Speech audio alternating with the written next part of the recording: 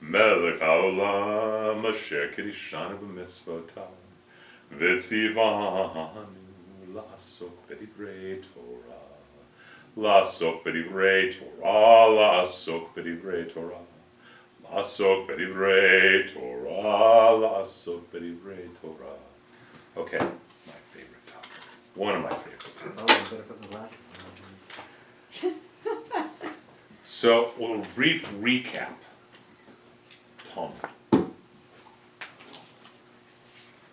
Structurally, there are two pieces to Talmud. Talmud means you will learn or you will study. That's what the word actually means. It is considered the oral Torah, Torah Shabbat Pei, Torah from the master of the mouth. God says to Moses, Moses, write down you shall protect the Sabbath. Moses writes down protect the Sabbath. Moses says, God, what does that mean? God says this means this, don't do this, don't do this. Moses passes to Joshua, passes to the elders, and on. Eventually it's codified by Judah Hanasi, Judah the Prince, and at the time of the Great Assembly, and he codifies what becomes called the Mishnah, which means second. The commentary on Mishnah, the dialogues about Mishnah, are called the Gemara. Mishnah and Gemara structurally make Talmud.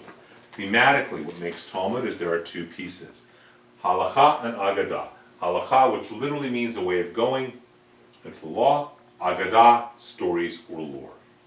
Okay? That's structurally and thematically what it is. Each tractate is called a masakta, each folio. This is the Schottenstein edition of Kiddushin. This is, with commentaries as well. But this is one of 3 volumes, I believe, it's 2 or 3 volumes of that tractate of the folio. Each page looks like this, is a page of Talmud. Translates, we only are studying this part, and it's approximately 4 to 5 pages typically of English. Okay? What, those are the comments, though, the 4 to 5 This is pages? with the Tosafos. No, the 4 to 5 pages is just a translation of that. Oh, really? Okay, it's long. It takes just over 7 years to read a page a day and finish the Talmud. Okay?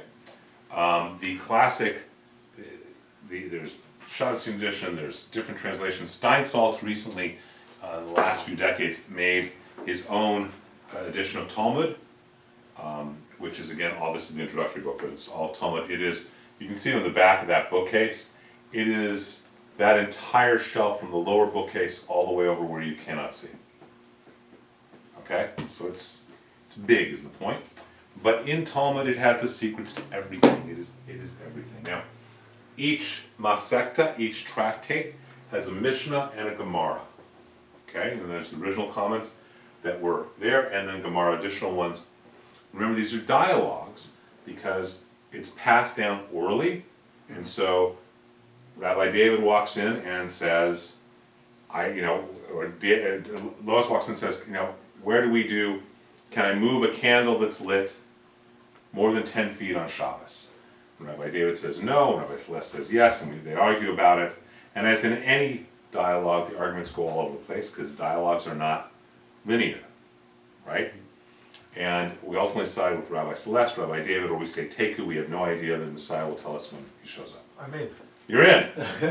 You're in. We're just starting some Talmud. All right. Can I see you on Wednesday?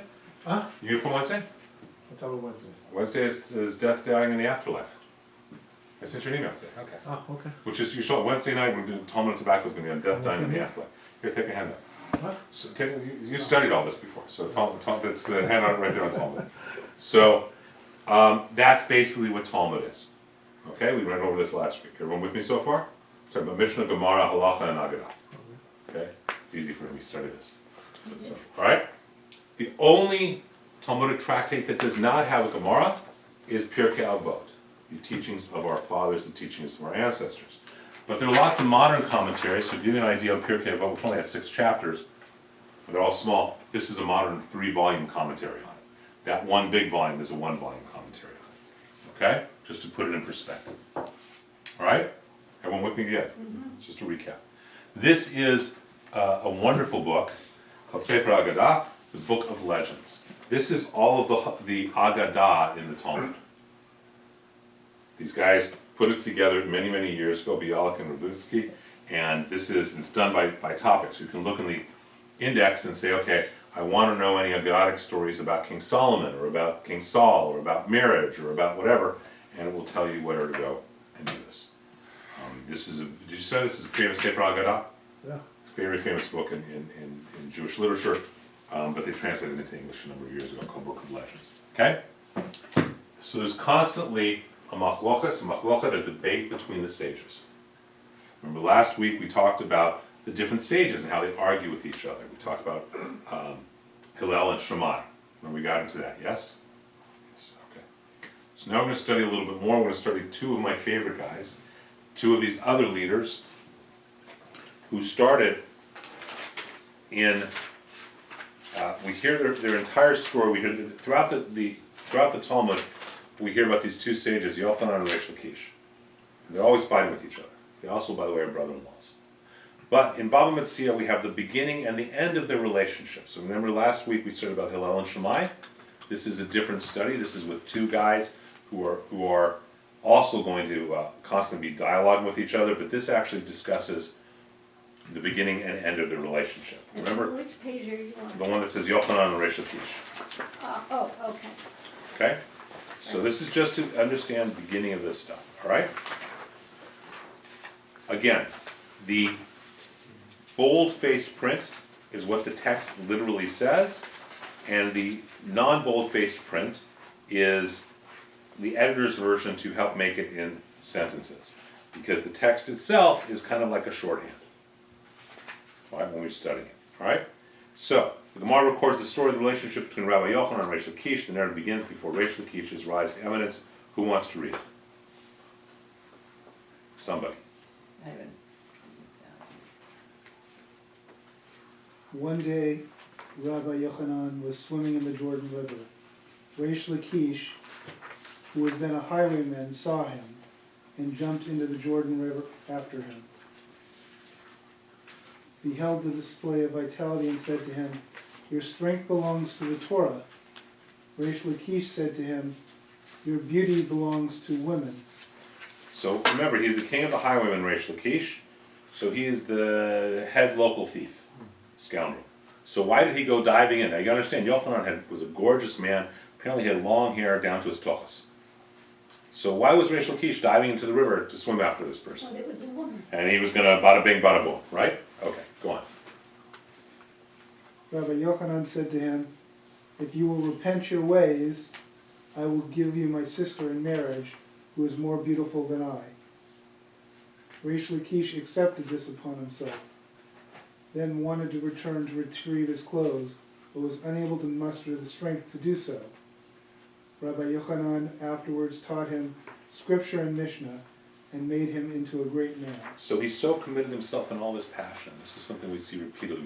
We studied months ago with King David. This is one of the pieces. When King David asked for forgiveness, he asked with all his passion. When Reish Lakish devotes himself to Torah, he devotes with all his passion. He doesn't have the strength to swim back to the shore. So how did he get there? Slowly. Okay. Not as quickly as when he thought he was going to bada bing, bada boom, but good luck. So won't. Rabbi Yochanan didn't drag him back. No, or okay, you don't anything. drag him out. Same way you eat an elephant, one bite at a time. Exactly. Yeah, Okay, okay. go ahead. Oh, The narrative the continues. narrative continues. One day, many years later, they were disputing the following point in the study hall. The Mishnah says, "The sword and the knife, and the hunting spear, and the military spear, and the hand sickle, and the harvesting sickle, from what point are they capable of becoming tamai?" So, the discussion is you're making a sharp utensil, right? And at one point it's going to become tamei, impure. Because now it's no longer for spreading butter, now it's for killing somebody. Make sense? So the answer is, it's at the time of the completion of the production. Okay, go on. And when is the completion of the production? Rabbi Yochanan says, from when the metal utensils are tempered in a furnace. Reish Lakish says, from when they are polished with water. You get the dialogue, the argument? The question is, when can you use it? It's not tamei. And one says when it's tempered in the furnace, one says after it's polished with water. Go on. Rabbi Yochanan says to Reish Lakish, a thief knows the tools of his thievery. Reish Lakish... What's wrong with that line? What's wrong with the comment? What's he bringing up? his past. Is that okay to do? No. Does that ever serve anyone in an argument? No. So is this going to end well or not so well? Go on. Reish Lakish replied to him, and how have you benefited me? There among the thieves they called me Rabbi. I was their leader, and here they call me Rabbi. Rabbi Yochanan said to him, I benefited you in that I brought you under the wings of the divine presence. Is that okay to do? No. It's bad enough, someone? This is not going to go well, is it? Okay? Rabbi Yochanan became disheartened because of Reish Lakish's response. Reish Lakish became seriously ill. Rabbi Yochanan's sister, who was Reish Lakish's wife, came before Rabbi Yochanan. She cried and pleaded with him to pray for Reish Lakish's recovery. So this is his wife praying for her brother to her husband, right? Praying for her Pray husband. for her husband to her To- Hold brother. on a second, excuse me, I just want to see if someone,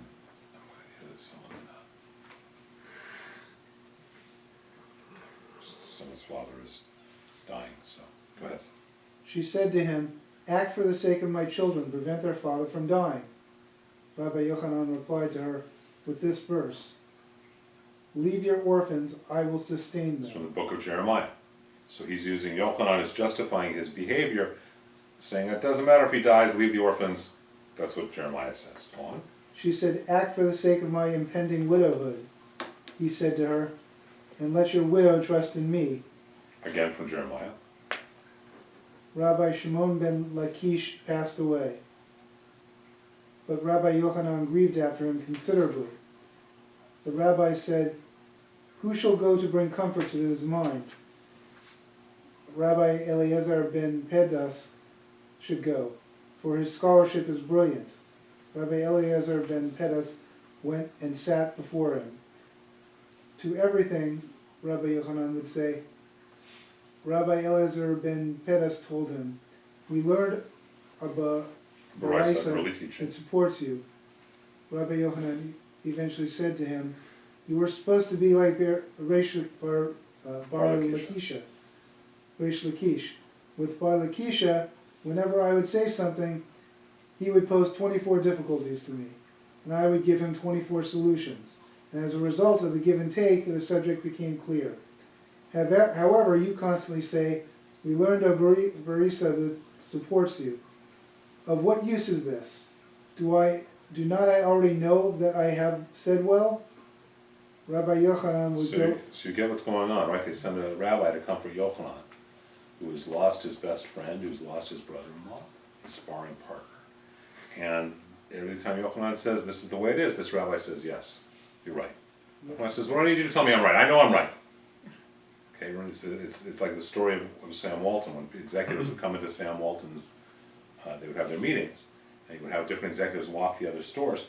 He wasn't interested in what he was doing better than other stores. He was interested in what are the other stores doing better than him.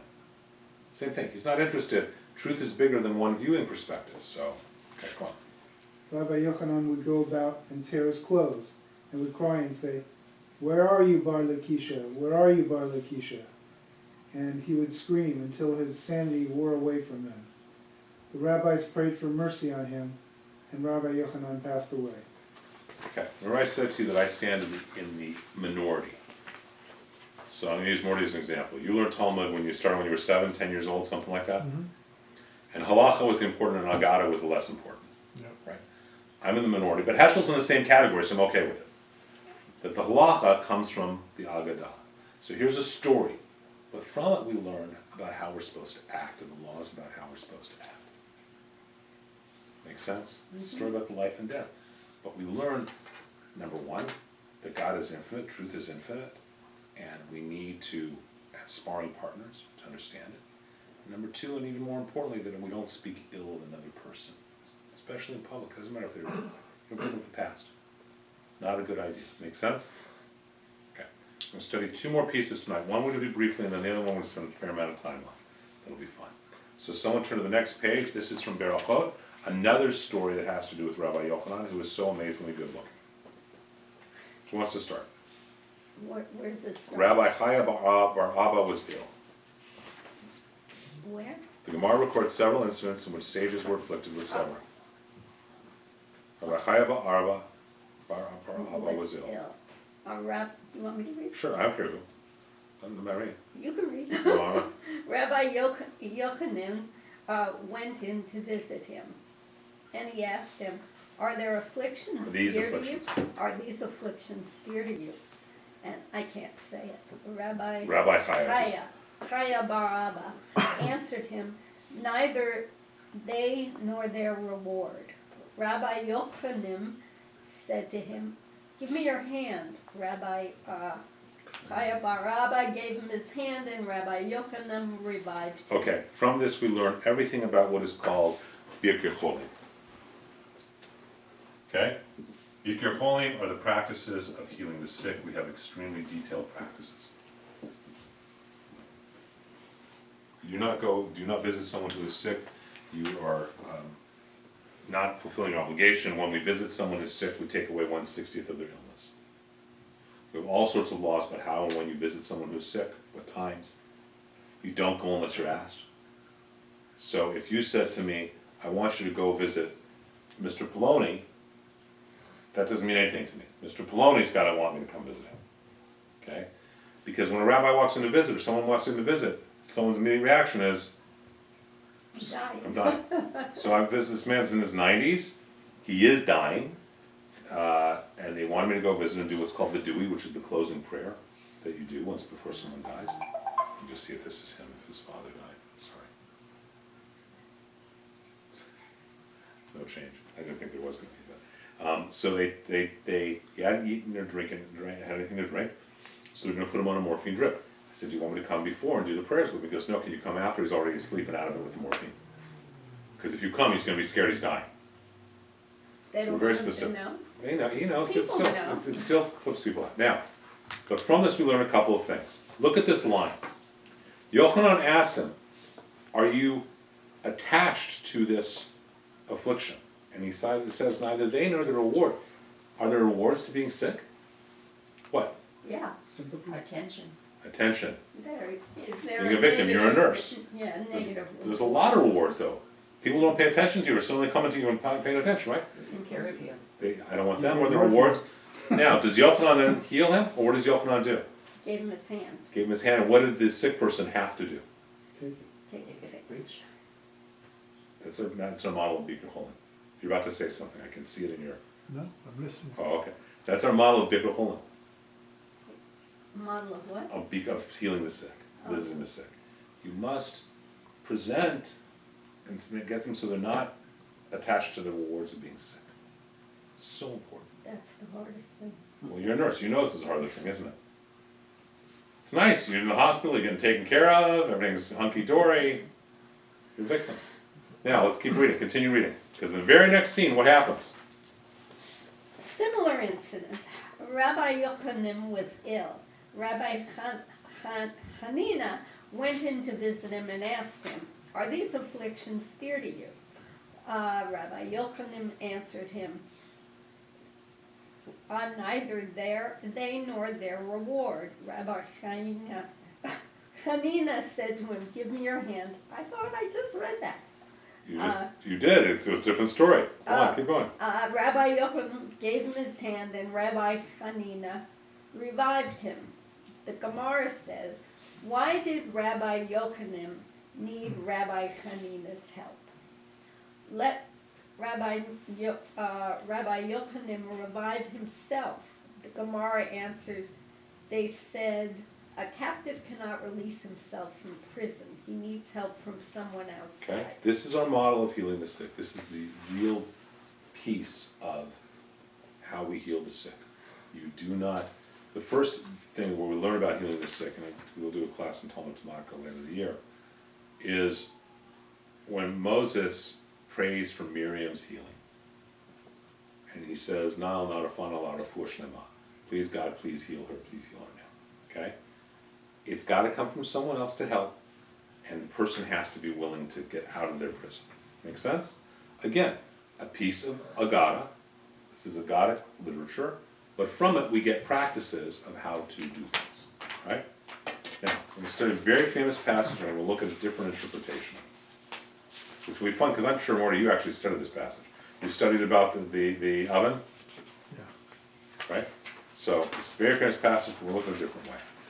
Who wants to read the next page, where it says, Lo Bashamayim Hi, at the bottom, where it says, the following Mishnah alludes to an incident which Atana was offended after quoting the Mishnah. The Gemara relates the incident and how quickly his prayers were answered. Who wants to continue? We've learned there in the Where are Mishnah. we reading down The here? next page. Following Mishnah alludes to Oh, an incident in okay. which Atana was offended. After quoting the Mishnah, the Gemara relates the incident and how quickly his prayers were answered. We have learned there in a Mishnah, if someone cut sections for an oven and put sand between the sections, and the oven then came into contact with Tuma, Rabbi Eliezer declares it tahor, but the sages declare it tamai. Okay, so let's really look what we're talking about. This is an oven that is created of two different substances glued together through sand. Okay. Do you remember when you were a kid and you had clay and they made you make little clay cylinders and you rolled up and then you put another level on top and another one on top? Remember that? That's the image we're talking about. Okay? And that they're two different substances and they're cemented together.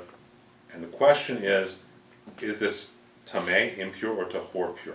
All the rabbis say tameh, impure. Rabbi Eliezer says that it's tahor. Now Rabbi Eliezer is a great, great rabbi and a great mystic. He's Rabbi Akiva's teacher. Huge, huge, one of the greatest sages in all of history. Okay? So tahor is, wait, which is Tahor which? is cleansed, it's Okay. clean, tameh is not. Okay? Alright. Please continue reading. And this is the oven of the coiled serpent.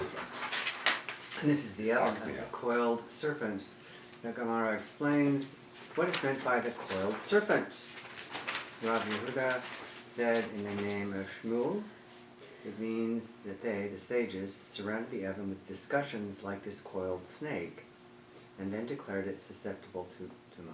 It was not being pure. Go on.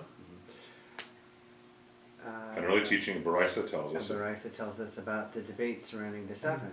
Barisa taught on that day, Rabbi Eliezer advanced all the arguments in the world to defend his lenient ruling. But the sages did not accept his arguments. Rabbi Eliezer said to them, if the, oh wait, is that mine's bleached out? If the halacha, Halacha accords with me, let this carob tree prove it. Whereupon the carob tree was uprooted from its place, and moved 100 amos. And some say it moved 400 amos. So what happens? Eliezer's arguing against all the other rabbis, and all the other rabbis say it's not okay, and he says it's kosher, it's fine. Yeah. He said they don't accept any of his arguments. He says, if I'm right, let the tree prove it, and the carob tree walks 100 yards. But it what, 400? Some say 400. We're not sure about how big an amos is anyhow. So, go on. So this is a miracle, right? Let's see what happens. Keep going. Okay, unconvinced, the sages said to him, you cannot bring proof from a carob tree. He then said Miracles mean nothing. This is why we know Jesus has nothing to do with Messiah. His miracles mean nothing to us. Okay. to him, That makes sense? yeah, Miracles are garnished. Who cares? if the, He's such a righteous man, tree might just listen to him. Go on. if the halacha accords with me, let the water canal prove it. Whereupon the water in the water canal flowed backward. The sages said to him, you cannot bring proof. from Okay, a so it water says, canal." if I'm right, let the carob tree prove it. Yeah, we don't care about a carob tree. If I'm right, let the water prove it. Stream runs backwards. We could care less about a stream. Go on. Yeah, he did. How many of you find this interesting, though? No, it's almost like stand-up. Okay. It's phantasmagoric. Go on. He then said to them, if halacha accords with me, let the walls of the study hall prove it. Whereupon the walls of the study hall leaned and were all about to fall. Immediately, Rabbi Yoshua rebuked the walls, and he said to them, if Torah scholars vie with one another in discussions about halacha, what business is it of yours? The walls did not fall, out of respect for Rabbi Yoshua. Okay. So go on. But neither did they right themselves out of respect for Rabbi Eliezer. And they still continue to lean to this day. Okay, so he says, if I'm right, let the walls prove. Walls start to fall. He says, stop. you've got no place. Now they define the word here. They say if Torah scholars vie with one another, okay. Morty, you're fluent in Hebrew. How would you define menatzchim? How would you define menatzchim? מנצחים, it's winners. I would call it a war. תמיד החיים מנצחים זה את זה בהלכה, בהלכה. It's being winning each other. I would define it as war. Yeah. And it's a real dispute. It's not like a little argument. Yeah, it is a dispute, that's what it says. It's a serious one, It's right? like, yeah. Okay? Alright. Let us continue. Okay. It gets more and more interesting. Yeah, Rabbi Eliezer then said to the sages, if the halacha accords with me, let heaven prove it. Whereupon the heavenly echo went forth and proclaimed, what argument do you have with it, Rabbi Eliezer, whom the halacha follows in all places? Upon hearing this, Rabbi Yoshua stood on his feet and declared, it, the Torah, is not in heaven. Lo bashamayim he. This is a very famous line. This, by the way, is the piece of Talmud that puts the power in the hands of the rabbis. It starts in Parashat Shoftim in the book of Deuteronomy, where it says you should go to the judge of your time. Remember we started this? You should go to the judge of your time and do what he says, right or left. This is what really puts the hands in the rabbis, or in the hands of the rabbis as opposed to God. And so, by the way, it's wonderful to teach this to Catholic kids at Loyola Marymount University, because when they say that they basically say, God, stay out of it, they all think that the next scene is that all the rabbis are going to get hit by lightning. Okay? But that's not the case. So he's made a cherub tree move, he's made the water run backwards, the walls fall, and now God himself, a Barclay, a heavenly voice is saying, I go with him, he's right. And they say, stay out of it. Lo bashamayim hi. Now, go on. What is meant by, it is not in heaven? Oh, pardon me, the Gemara interjects, what is meant by, it is not in heaven? Rabbi Yirmiyah said, it means that we pay no heed to a heavenly echo in matters of halakha, for the Torah has already given to man at Mount Sinai. Okay, so who is supposed to interpret Torah, God or man? Man, Yes, humans. Right? humans. That's pretty serious, isn't it? Well, Okay, so certainly a little more empowering. right. So again, Eliezer says this is all over a darn oven. Just remember what this is about.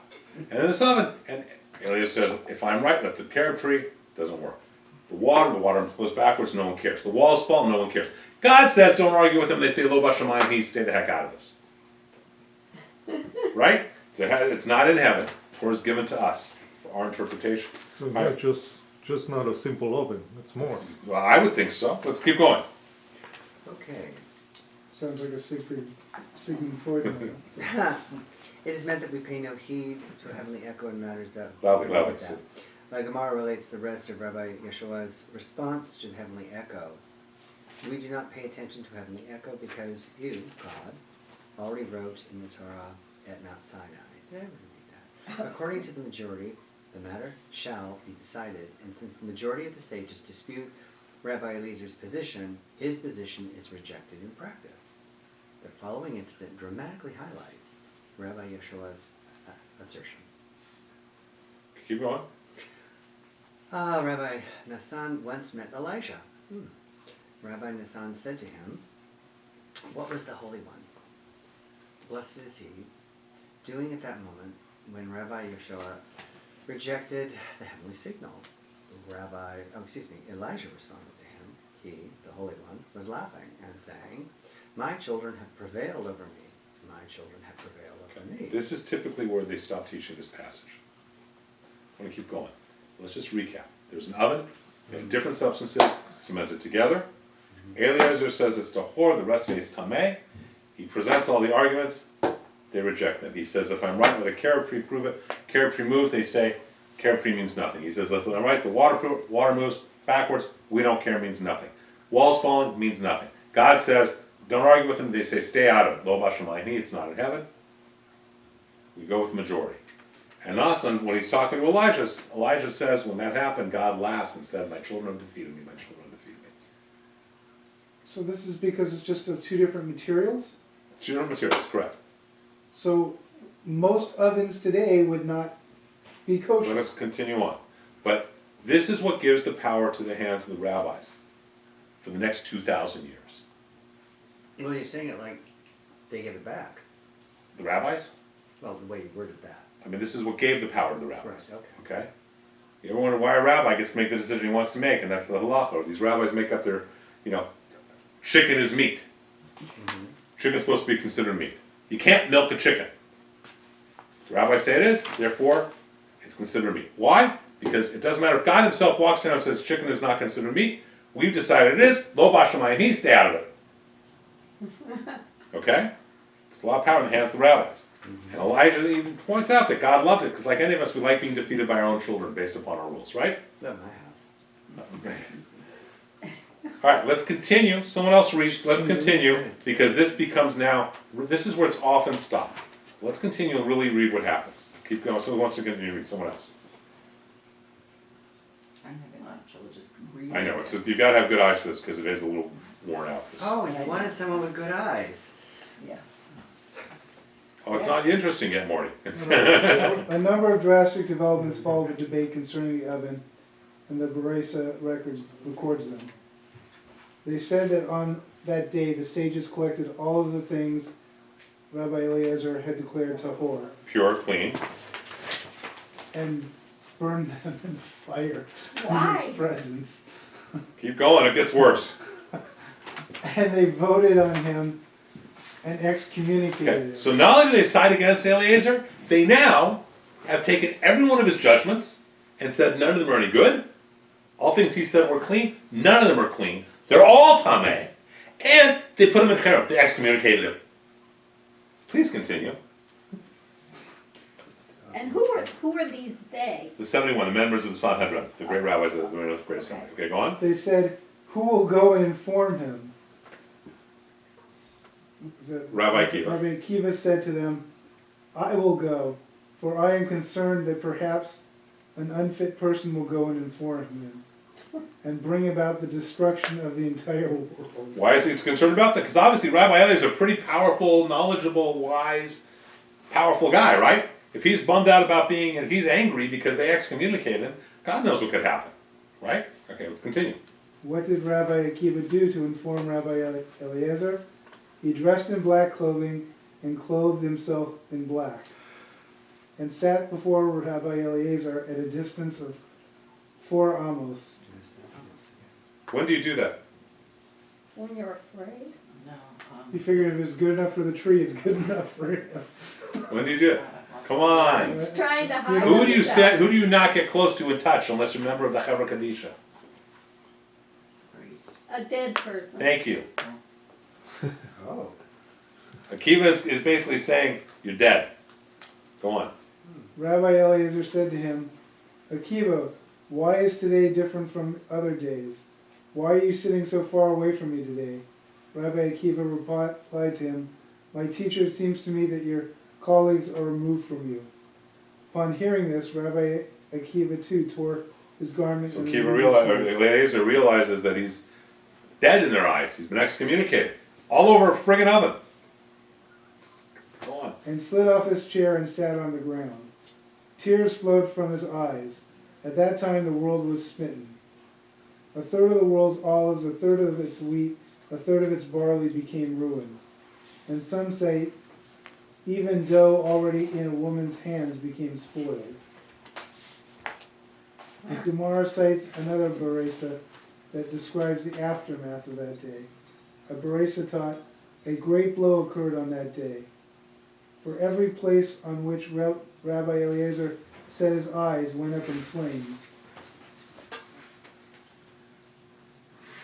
So, And it even happened. And I'm trying and to. it even happened, Follow the story. Remember we talked about the fact if you try and understand Talmud linearly, you're gonna break your teeth. Okay. Just go with the story, Okay. like a symphony. it even happened that Rabban Gamliel, the So Nasi, Rabbi Gamliel, who is the Nasi, the head of the assembly, okay? was coming in a boat, and a gale threatened to drown him. He said, it seems to me that this is only because Rabbi Eliezer Ben Horkonos. ben Horchanos, Rabbi Gamliel, stood on his feet and said, Master of the universe, it is well known to you that I did not do this. Order Rabbi Eliezer's excommunication for my own honor, or for the honor of my father's household, but for your honor, so that disputes not proliferate in Israel. Whereupon the sea subsided from its raging. The Gemara records another consequence of Rabbi Eliezer's excommunication. Ima Shalom. Ima Shalom, meaning the mother of peace. Go on. The wife of Rabbi Eliezer was the sister of Rabban Gamliel. From that incident in which Rabbi Gamliel excommunicated Rabbi Eliezer onwards, she did not let Rabbi Eliezer fall on his face. Recite the Tochanan supplication. When you recite, your enemies will be hurt or destroyed. One day she thought it was Rosh Chodesh, when the Tochanan supplication... Not Tochas, Tachanun. Tachanun supplication is not recited, but she had confused a full month with the deficient one. There are those who say that a poor person came and stood at the door of Rabbi Eliezer and was about to recite this Tachanun. supplication, and she took bread out to him.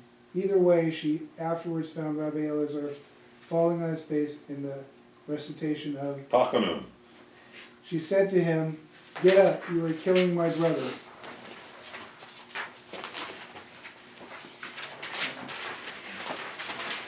It's kind of hard to follow. Pretty hard. All right, just go with the story. Don't try and analyze it yet. Meanwhile, back on the farm. Meanwhile, an announcement came forth from the house of Rabban Gamliel stating that he had died.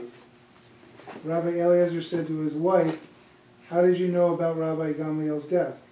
She said to him, "I have received such a tradition from the house of my grandfather, King David. All the gates of heaven are locked except for the gates of wronging." Ona'ah, of bad speech, of wronging someone through speech. Okay, let's recap this story for a minute. These two always make trouble. Akiva and Elazar Always. always have some debates about something. Even in Pesach, remember, they always have something. But they're to say. so beautiful. I love Eliezer. I love Eliezer, yeah, but Akiva is trouble. Kiva's just, well, yeah, but before go to paradise only when he comes back. So. All right, let's recap the story. Yeah, please. There's an oven made of two different substances cemented together. Eliezer says it's tahor, everyone else says it's tameh. Right? You with me so far? He argues, they don't listen. He says, let the carob tree prove it. There's a miracle of the carob tree. They say, we don't care. He says, let the waters prove it. We don't care. Let the walls prove it. The walls start to fall. Stay out of this. You got no place in the discussions and the arguments, disputes with sages. God speaks. The voice of Barclay, heavenly voice says, why do you argue with Eliezer? He's right in every place. They say, lo bashamayim, stay out of it. Of which Elijah says, my God was happy. He said, my children defeated me. My children defeated me. What then happens? The rabbis take everything that Eliezer ever said was tahor, and they make it tameh, and they excommunicate him. They throw him out of all Judaism. He's got no title. He is dead in their eyes. The Akiva lets them know, dead in their eyes. Right? This is the third daughter, Fiddler on the Roof. Right? He's gone. She's dead. Right? What happens then after that? A storm comes. Gamaliel almost sinks in the storm. But what happens? Gamaliel says, God, Rabbona Shalom, this isn't because of me. I didn't make that decision because for my own honor, to humiliate Eliezer, for my father's honor, for my family's honor. I did it for you and to stop the proliferation of arguments among Israel. And the sea subsides. I don't know how many arguments among Israel there are about an oven, but this is what he says, right? Eliezer, when he prays, Gamaliel dies. And we learn that Ona'ah is so powerful we don't want to do Ona'ah. We don't want to do that kind of wrongdoing. Okay? So who did the Ona'ah? Gamaliel, because he shouldn't have done that wrongdoing. He should have said you're right. Now, Okay. how many think maybe there's something else going on here besides an oven? There's gotta be. It's a little bit much for there not to be an oven, for just to be an oven, It right? just Well, they It kind just of sounds- ganged up on him, It didn't sounds they? like, like the trials of Job on Well, you got one There's some- guy, and everybody else. You going? Oh, this is going to be the interesting part. You got to stay for 10 minutes. You guys here for 10 minutes. 10 minutes. I promise there'll be new. I promise there'll be a chiddush for you. Okay? If it's not a chiddush, I'll plus you could try taste tequila. Okay. So even though they said, I'll guarantee you a chiddush. Okay? If I'm wrong, By the way, I went to the other place before I came here. I thought it's no. This is just class. Wednesday night is there. Ah, okay. That's Wednesday night. That's when you want to come for Wednesday night when we smoke and we drink. I and no stuff. problem. I don't care about smoke. I don't smoke. Yeah, but Wednesday we'll do Death, Dying, and the Afterlife. But this is. Now, That I have to hear. Gee, he's Yeah. gonna make you a deal. I made a deal. I got great tequilas for him to drink anyhow. I So, don't drink. what is the chiddush? That's why I can give you to offer the tequila if there's not a chiddush. Chiddush is something new. It's a Now, cheap date. can we agree there's something else going on? Yes, Okay, there's a hidden agenda. great. Now, let's imagine that we were having a talk about sex right now. Okay. Okay, we were having a talk about Jewish intimacy and sexuality between a husband and wife. Okay, my kids walked in. I love 10-year-olds, right? And so all of a sudden, I say, well, you know, when the artist dips his paintbrush in the paint, everyone know what I'm talking about? Yes. Yes or no? Yeah, Would the kids know? No. Well, well, I don't know, these It's mine, days. mine, Mine. mine would have figured it out. In theory, they don't know, right? They'd have to, right? Maybe there's something else going on here. Now, what are we taught in Talmud? What are we taught about Talmud, about any text? We learned it months ago. You need to look at the passages before and after to put it in context. Yeah. All right, let's look at the passages after and before since we're already here. The next paragraph says someone who wrongs a convert. It goes on about conversion, about converts. Where So- does it say that? Right after it, the Gemara records a Baraisa that discusses the severity of wronging a convert. The rabbis taught in the Baraisa someone who verbally wrongs a convert transgresses 3 prohibitions. It's about conversion, about converts, right? About the non-Jew, the ger, the non-Jew. Ruth? Just in general, the non-Jew. It goes on to talk about non-Jew. Now let's go back to the beginning of this passage. Hold on. So is this about 2 different? Hold on. Let's look what's right before it. Yeah. Rahesh, whatever his Wait, name Wait. was a convert. What's Wait, his wait. name? No, he wasn't a convert. Resh Lakish was not a convert. He was a bad guy. He became a good guy. He was a Baal Shua, master of return. All right, the paragraph right before it starts talking about this oven, where Rabbi Helbo said, a person must always be careful about his wife's honor, because blessing is found in a person's house only on account of his wife. So, the 2 topics are surrounding this piece about an oven, where it's so important that they're going to excommunicate Eliezer and Gamaliel dies. One is about the non-Jew. One is about marriage. Now, 2,000 years ago, when this was going on, what's the biggest fear to the rabbis? It's the same fear today. What's the biggest worry, the biggest concern for this perpetuation of Judaism? Mixed marriages. Interfaith marriages. By the way, I think all marriages are interfaith marriages because no 2 people come to a marriage with the same relationship with God. All right, Oh, that's handy. okay? So, I remember who I learned it from. It wasn't originally me. That came from someone else. This is one of the cases I remember We're gonna let because you it's so have it, many because decades ago. It's good. Now, what if they're not talking about an oven? Because what is an interfaith marriage? A hotbed of It's 2 substances cemented together. 2 different substances cemented together. Cemented with love. And what do you do in an oven? You cook something like a baby, right? They say a bun in the oven, right? Or what happens, by the way, what happens when Eliezer gets angry? Do you remember? Do you remember the line that is said? Even dough already in a woman's hand became spoiled. Ah. Okay? What if this is not about anything like this? It's not about just putting the power in the hands of the rabbis. It's a discussion about interfaith marriage.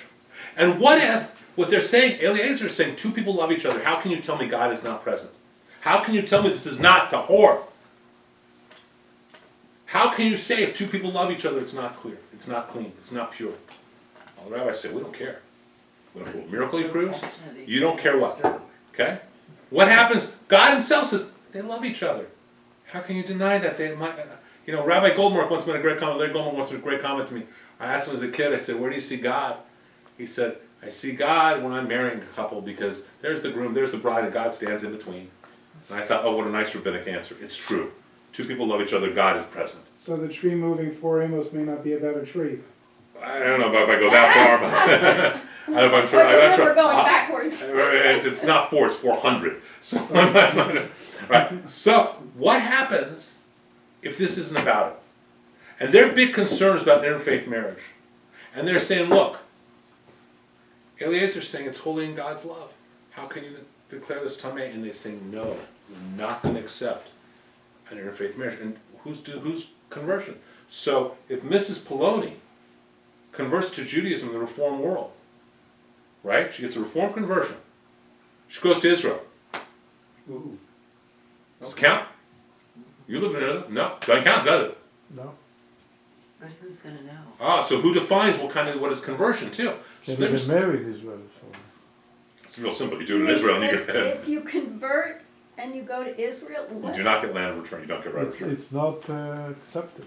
It's not accepted. Reform conversion is not Yeah, accepted. I know, my son got, You can't even get married if you are Jewish to non-Jewish. So they go to Turkey You have to get to be- married and yeah. come back. Greece, Cyprus. Cyprus now, is that what it They is? go to Cyprus mainly, yeah. It's Larnaca.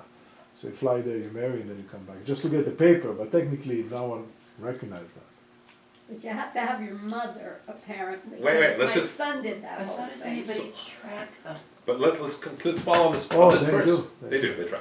So let's follow this path. When we do a conversion, if you're you send in then you send the paperwork. So I'm involved in conversions that the Masorti movement will approve, but the Orthodox won't approve it in Israel. No. Not at all. There's actually apparently 1 or 2 rabbis now who can get away with it in America. This is relatively recent. But so he's converted, he's not converted. We're not going to enter the argument. But Israel's secular Wait, kind we're of. not going to enter into the argument. We're not going to have the argument about if the convert's a legitimate, not a legitimate convert. You know what? A marriage is a Jew to a Jew. And why? Because we don't want to have arguments in Israel. We don't want to proliferate arguments in Israel. That this marriage is okay, so this kid is Jewish, so this kid is not Jewish. So this whole dialogue has nothing to do with an oven. Has to do, possibly, maybe it is not. Maybe Eliezer is excommunicated and Gamaliel dies, all because of an oven. Or maybe it's something much more important. Maybe what they're talking about is, like the oven of 2 substances cemented together, 2 people who love each other, doesn't mean they should be married. In Judaism, the rabbis say, no, it's not allowed. It's not allowed. And Eliezer, because we know you would allow it, your decisions mean nothing. Just like the Reform decisions mean nothing in Israel right now. So you can shake the walls of the building, but you can't get married. You can't do a lot of things. So, does that put a different take on this story? And the question for you is that a chiddush? Is that a different interpretation for you? Yeah. Okay. Interesting. Oh, it's different. It's not the classic interpretation. Ah.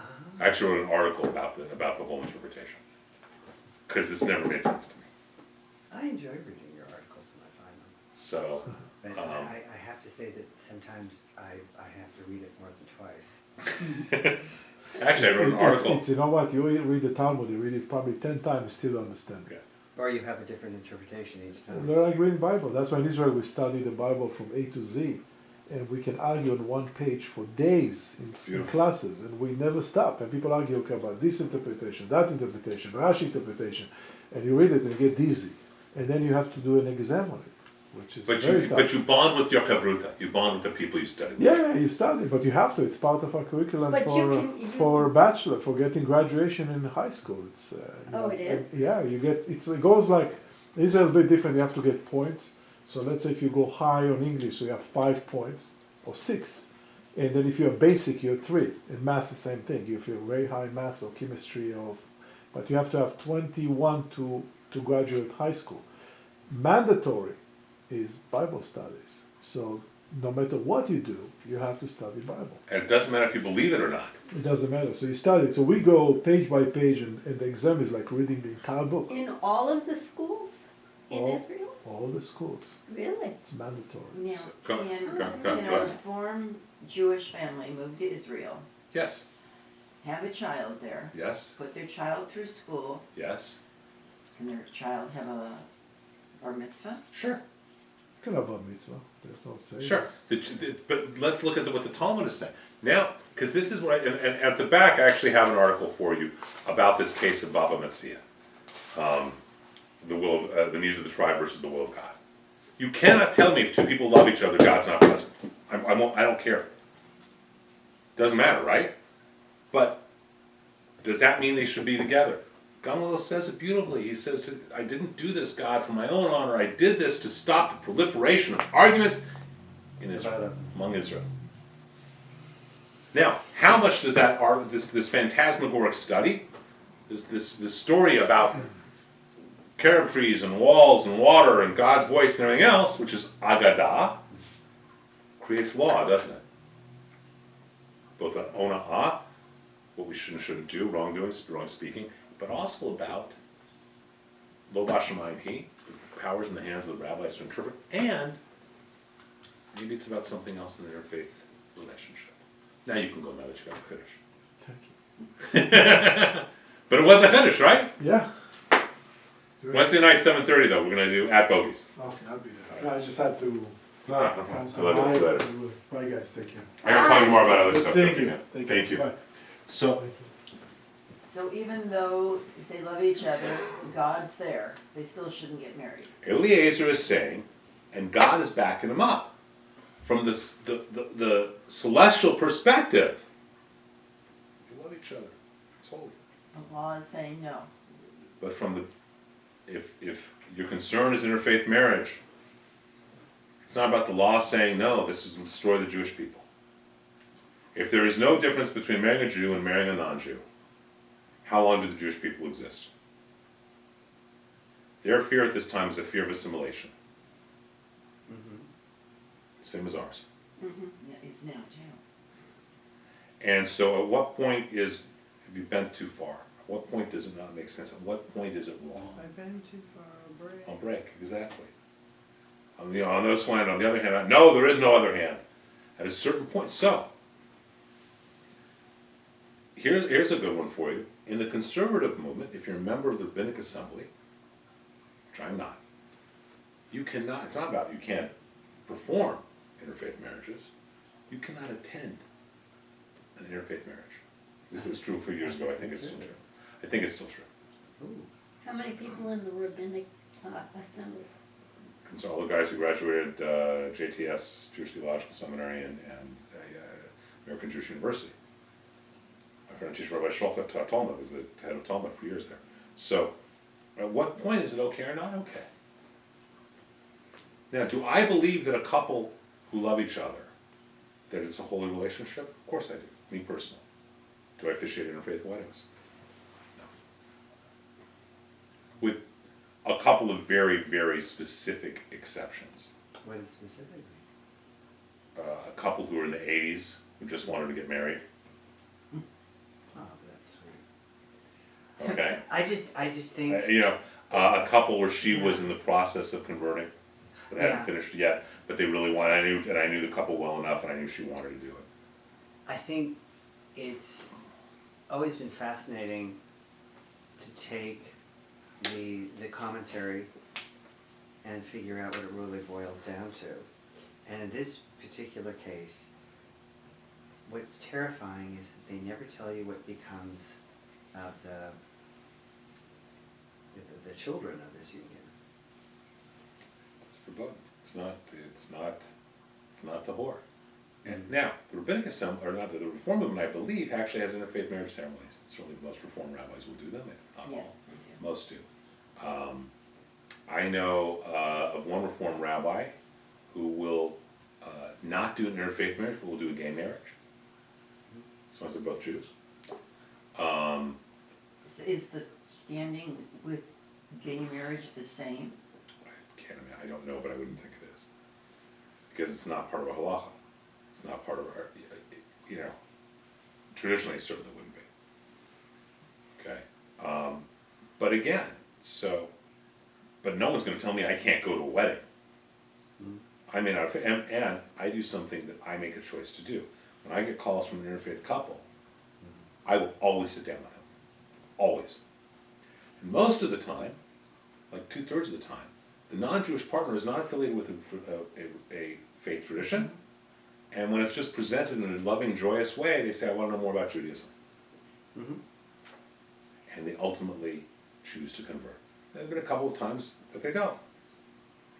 I'll recommend to them, go to this.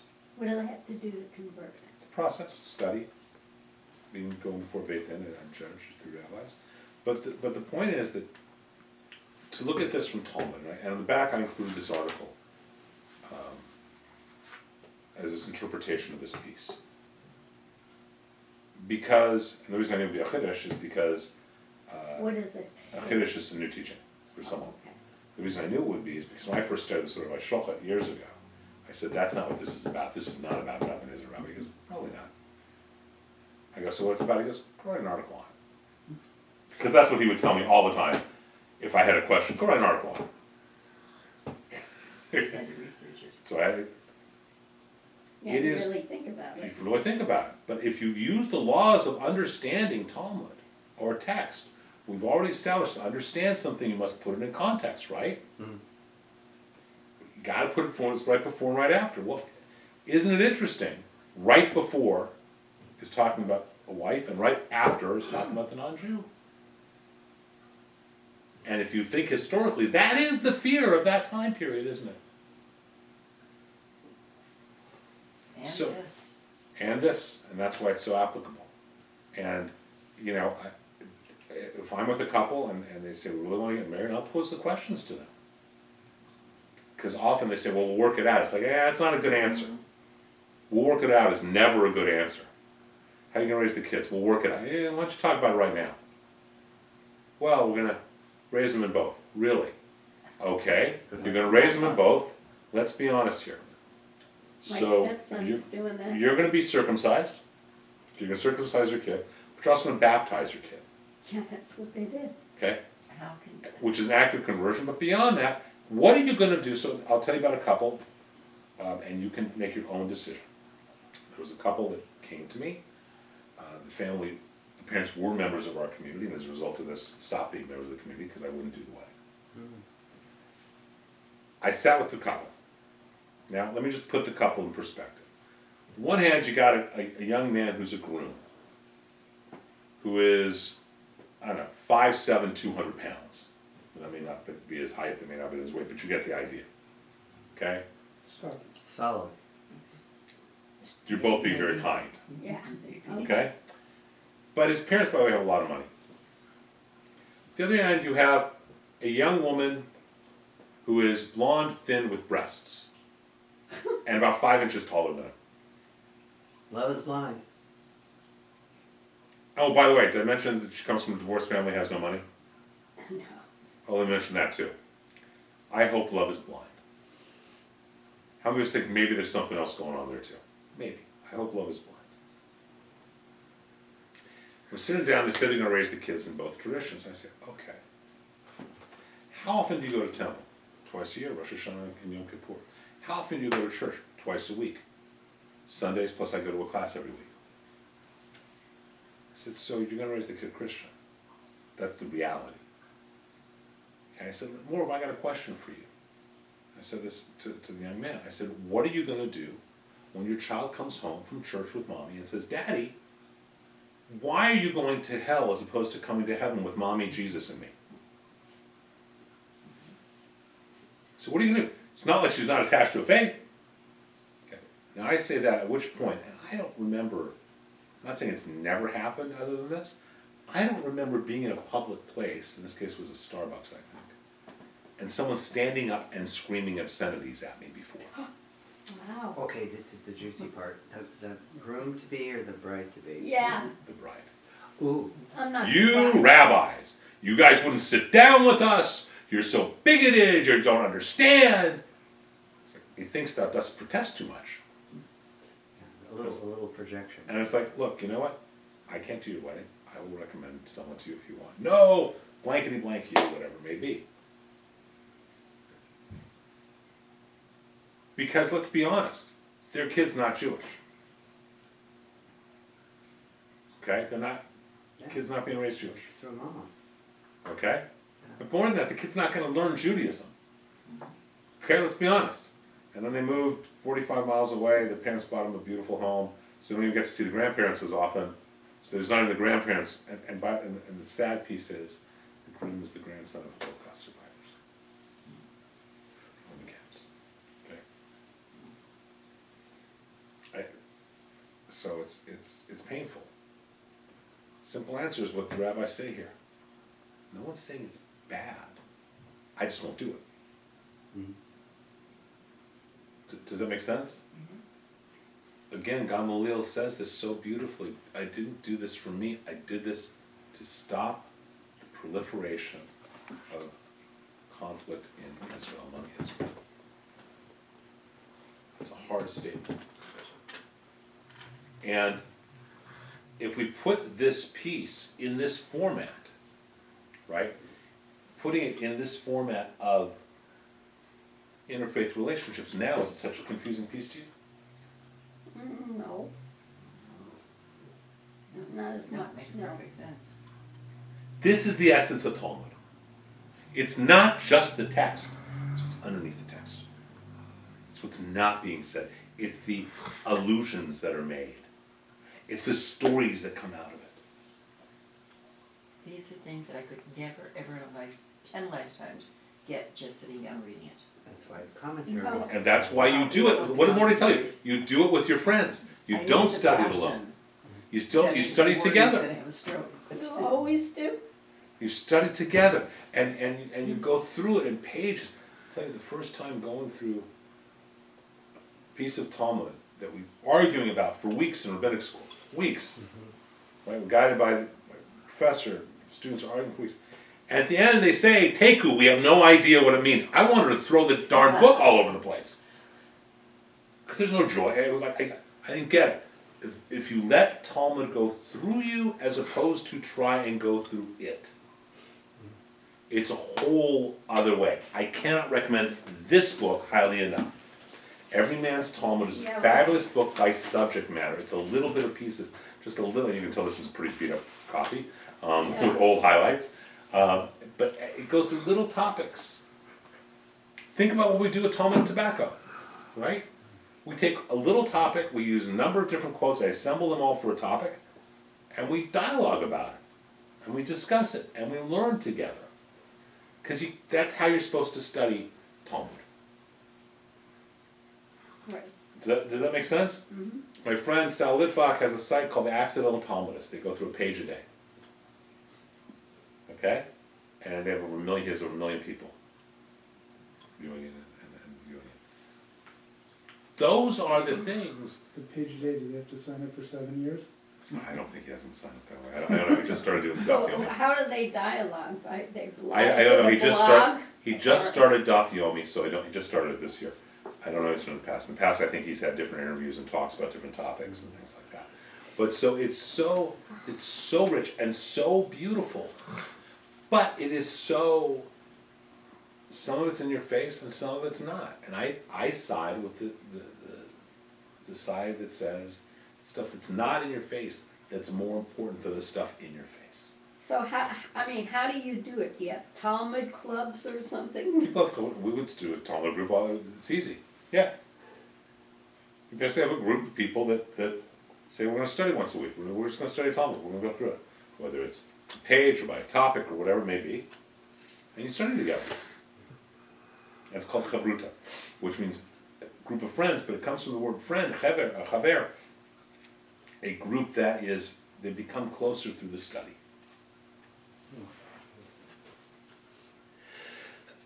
Oh, that's gonna hurt. Oh, that hurt you before I got the sneeze out. Oh, ow.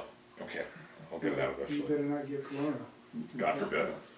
So, the point is that this is, and you can read the article because I really break it down in very detailed, with the article on the back of this. These are your handouts. Very detailed about, what if this is what it's talking about. Okay. So this is the will of God. The will of God versus the needs of the tribe. Because you cannot argue with Eliezer. Eliezer is right in every place God says so. And yet, he's wrong and is excommunicated. It's a tough one, isn't it? So was it kind of majority rule on that one? Oh, yeah, in this case it was majority, it was all the other rabbis disagreed with him.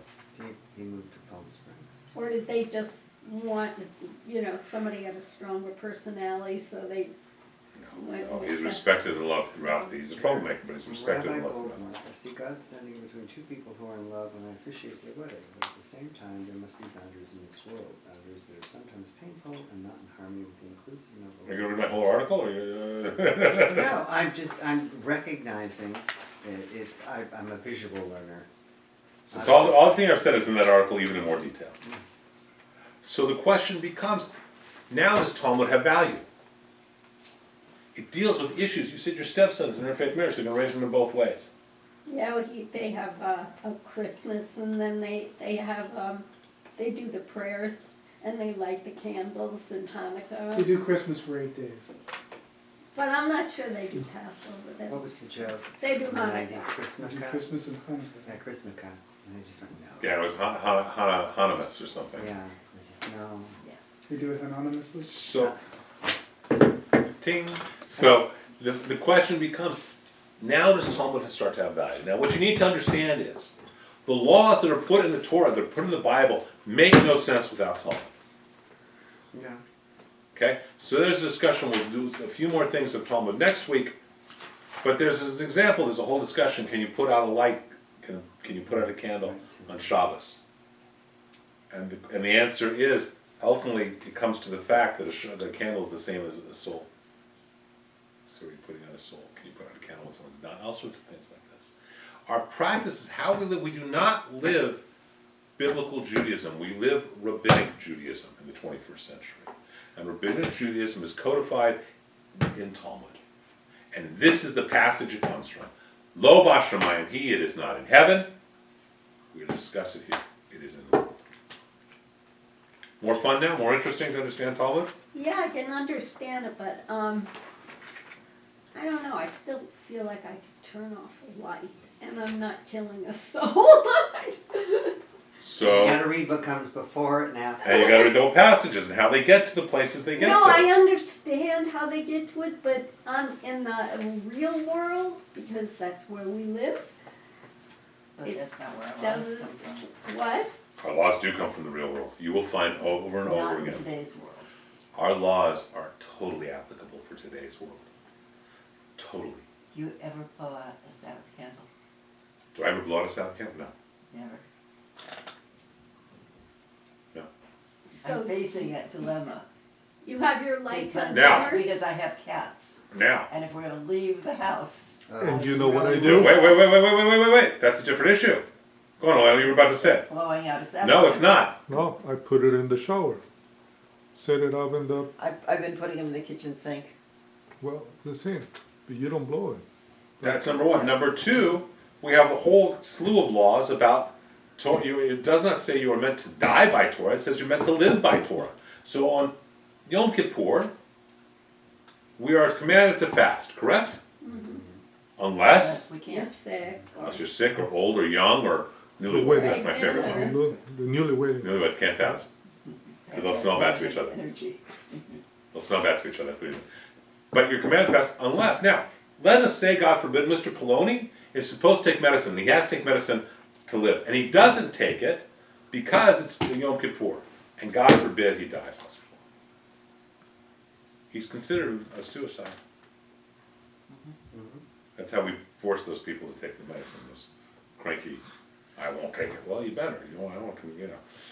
So, the argument could be made at some point of, I am leaving the house, therefore I need to keep the house safe, and there's no way to keep the house safe.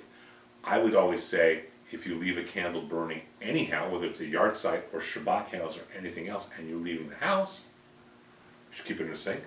So if God forbid it fell, we live in an earthquake country. Moreover, it's Shabbos, we're leaving the house for anyhow. Caught. Okay? To go to services. There you go, you had to walk to services, I know.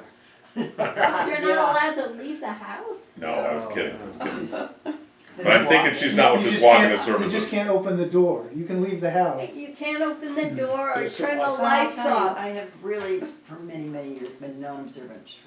And then I've heard you talk about, Rabbi told you you wanted to know more about Judaism. Observe Shabbos. So we are now doing Shabbos dinner, the prayers. Beautiful place to start. beautiful place to start. I stopped it as my kids got older and we were all different directions.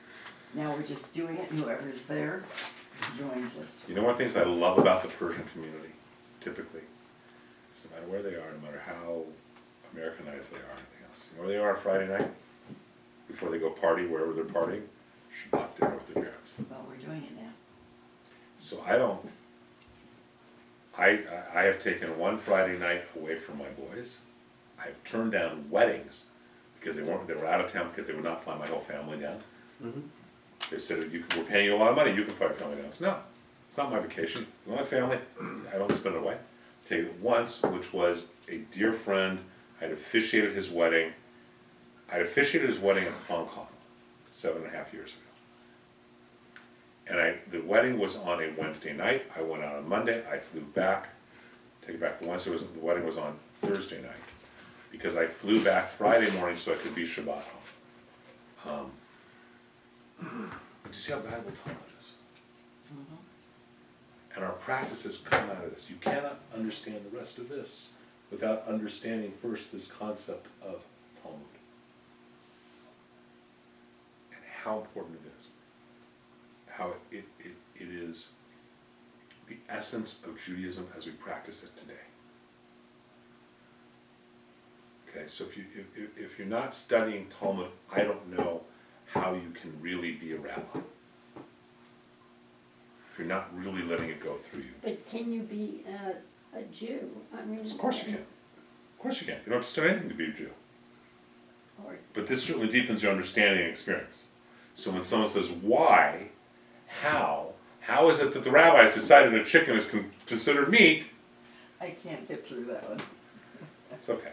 How it doesn't have hooves either. But the point is, you go back to this line where the rabbis say, Lo Bashamayim Hi. It's meant to be interpreted by the rabbis today. That's why it is totally applicable in the 21st century. I'm a troublemaker. That's My, okay. We like my trouble. kitchen is separate. The poultry is part of. I'm don't have any having problems with it. Okay. For now, you consider poultry farm. Yeah, it may change in 30 years. So, Yeah. all right. So It's baby steps. it's not. It's one step at a time, slowly. As my friend Ronnie says. I'm working on that. So now, does this make more sense to you? Does This it is have? amazing. Does it now have? Most importantly, does it now have value for you? Could I have ever gotten to that reading it by myself? I don't know. Never. It's pretty repetitive reading it. If But you, that it's not a stove. well, okay. But when you study more and more, then you start looking to understand by looking what's before and after, and you study more and more. You start. So that's why I say it's not about you going through Talmud; it's about Talmud going through you. Because if we let the Talmud go through us as opposed to us going through the Talmud, then it's a different story. Because then you think, wait a minute, these guys, there's no way they're excommunicating Eliezer. They're excommunicating Eliezer over oven. Right? There's no way That didn't even have pork in it. that Yochanan and Reish Lakish, there's something going on here, right? You start looking at Hillel and Yeah, Shammai. it's amazing. Once you start going through more and letting more and more of it go through you, then you start to think Jewishly, rabbinically. And see, that to me is the goal. The goal is not for people to come out of a series of classes with knowledge of rabbis or anything, but to start thinking non-linearly, to start thinking Jewishly. Because when we think Jewishly, we have a whole different take on the world. We analyze the world differently in every aspect, from our relationships to the most political issue. Okay? So